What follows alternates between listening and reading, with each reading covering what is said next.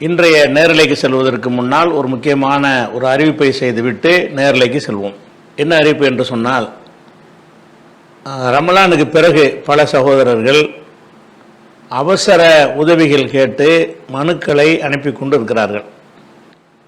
அதாவது மருத்துவம், விபத்து, இது மாதிரியான ஒரு தேவைகளுக்காக உதவி கேட்டு மனுக்கள் வந்து கொண்டிருக்கிறது. ஆனால் அந்த மாதிரியான நிதிகள் எல்லாம் ரமலான் மாதத்தோடவே நம்ம விநியோகித்து முடிச்சிட்டோம். இருப்பு வைப்பது கிடையாது. ரமலானுக்கு பிறகு மக்கள் இந்த ஜக்காத் தொகைக்கு அனுப்புறதும் அதிகமாக அனுப்புறதும் கிடையாது. அதனால மனு அனுப்பியவர்கள் அந்த உதவி வரலை என்பதை என்ன செய்யக்கூடாது, குறையாக எடுத்துக்கொள்ளாமல் அதற்கான நிதி வரும் பொழுது நம்ம அனுப்பி வைப்போம். அப்படி இல்லை என்று சொன்னால் ரமலான் மாதத்துக்கு நெருக்கத்தில் ஒரு ரிமைண்டராக மறுபடியும் நீங்கள் அந்த கோரிக்கை அனுப்புங்க.